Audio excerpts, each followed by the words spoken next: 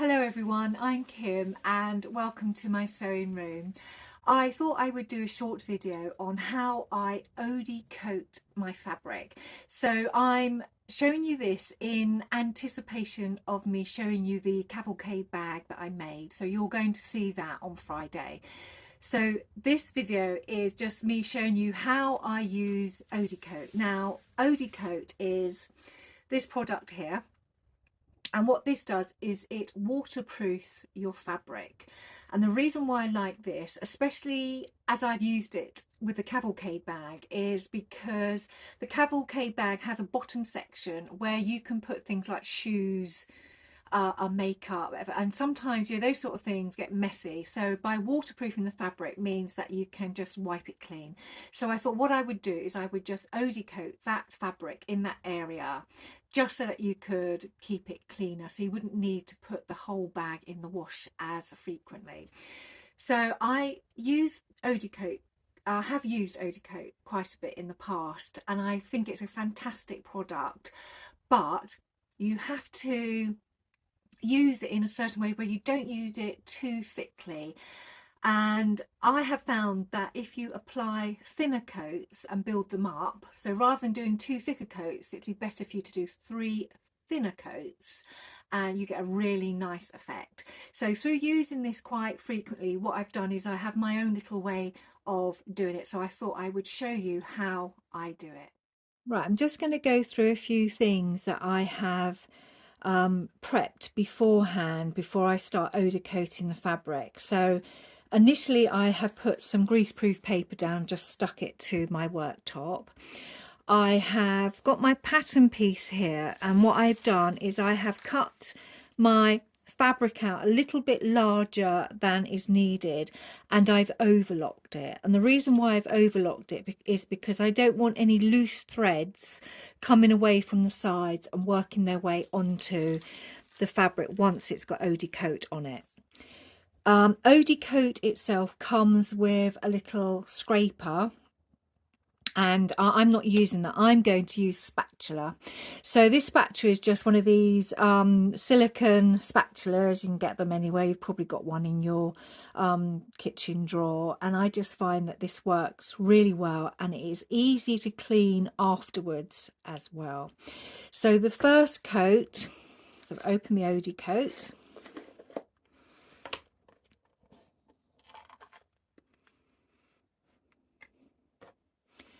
So literally just get a tiny bit to start with,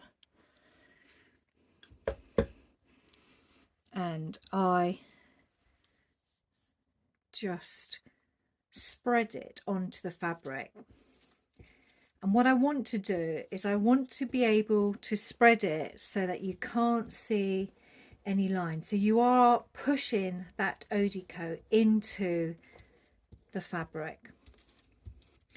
And the first coat is the most difficult because the fabric is bunching up, and because it's got quite a lot of flexibility and softness in it. So you just need to just keep pushing that Odicoat into the fabric and down the fabric as you work. So you can see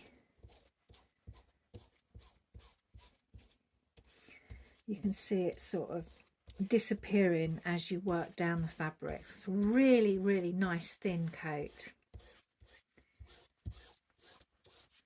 And by doing the thin coats, you won't end up with any streaks.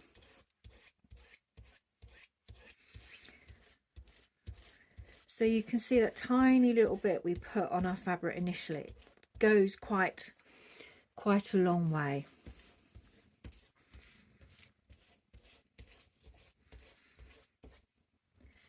And just keep pushing it into the fabric.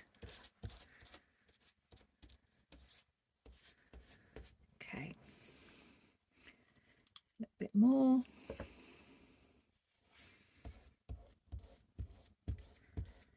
And you can see where I've overlocked, I'm not getting any fraying at all, which is great because you don't want any frayed threads coming onto your Odicoat because you're going to be digging them out. And your hands will get all sticky and it becomes really messy.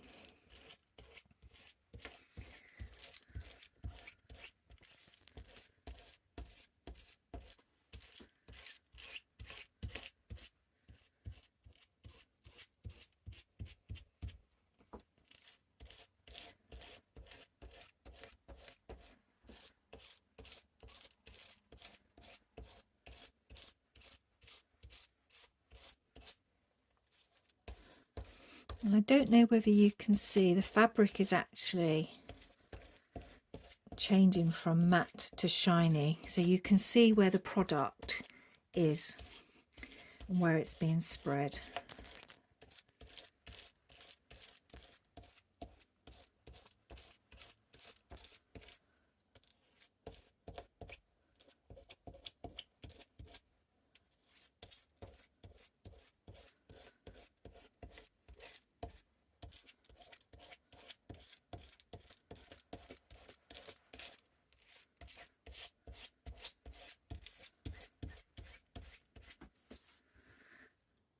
Tiny little bit more.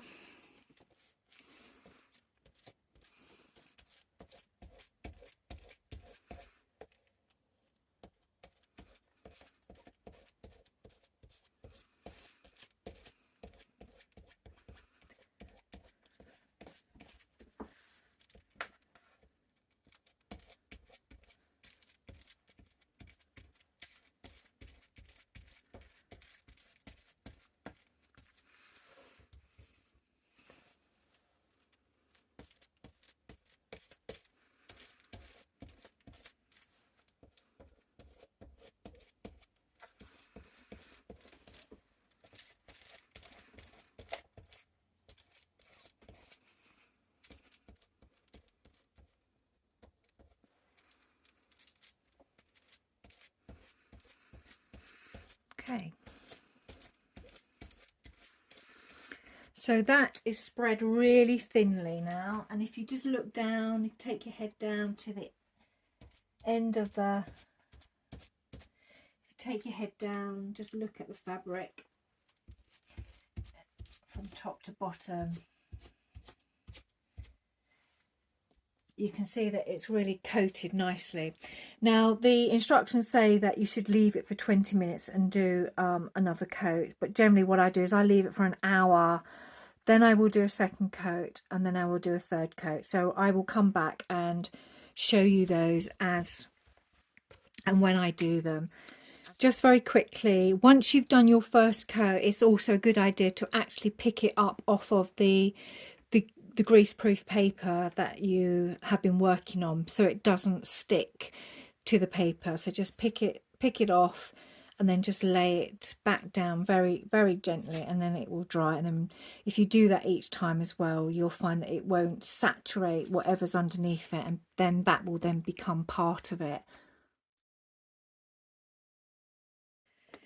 So the first coat is nice and dry, and we're going to start building up the second coat. So it should be a little bit easier this time because there's already some Odicoat on, so it should go on smoother. So just get your spatula again and just spread it on, and you can see already how much easier it is to spread. So now you can do long sweeping motions, and as before, just get that Odicoat nice and smooth. Just get rid of any streaks.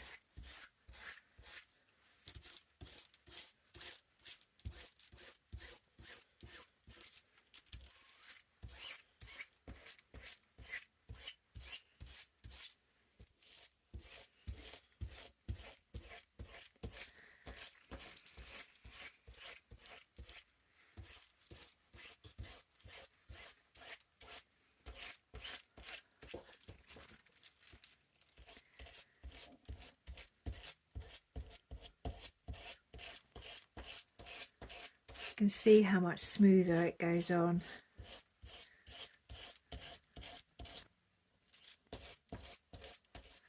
And you haven't really put a lot on your spatula to start with.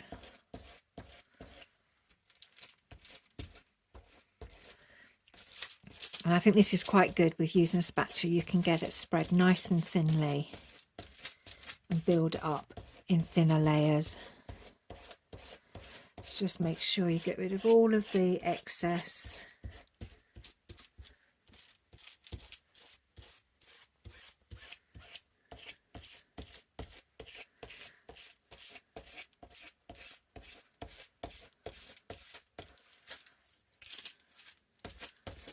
and that is your second coat. So yet again, I leave it for an hour, just let it completely dry.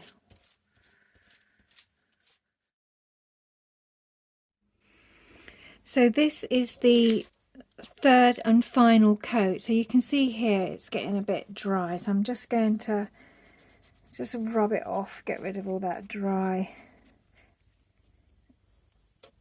adhesive.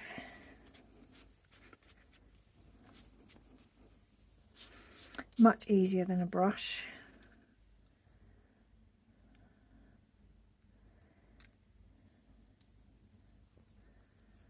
Okay, and then you just put your third and last coat on, so small amount again, and then just literally long strokes. It's getting easier now to spread on.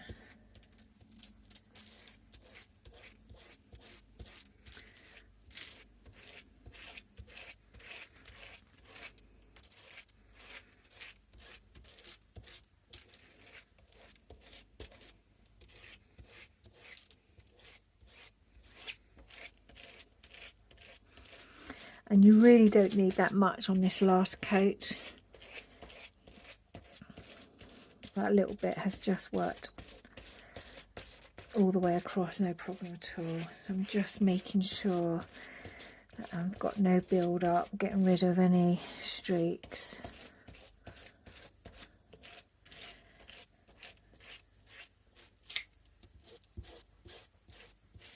And with this third coat, I will leave it for 24 hours to completely dry.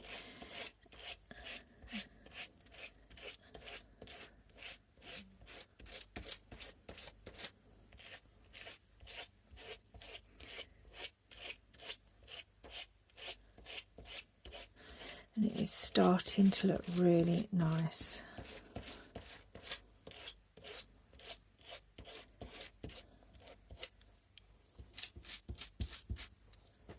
Right, that is it. And I'm just going to take it off the greaseproof paper just so it doesn't stick, just to put my hand under it, loosen it up, and then just lay it back down, and then you can leave it for the next 24 hours.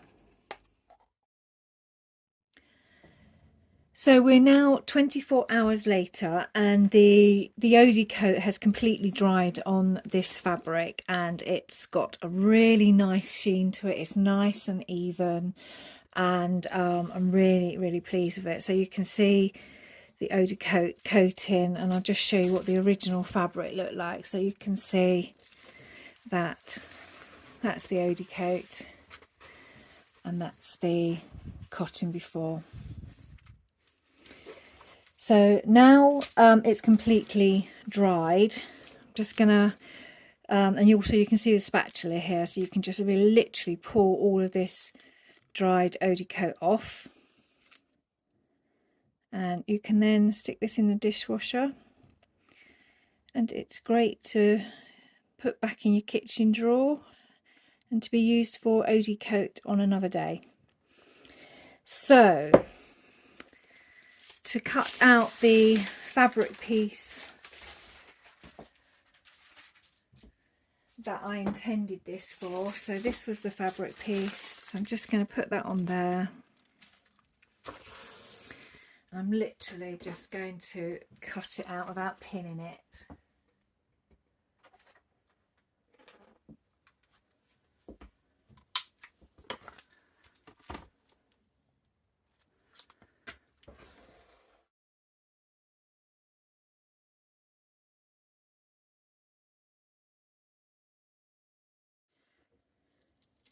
So here we now have our fabric piece to use in our pattern as instructed. Well, I hope you enjoyed that short tutorial on how I apply Odicoat to fabric. I thought I would share with you my little technique, because I found when I first used to apply Odicoat to fabric, I used to slap it on with a brush.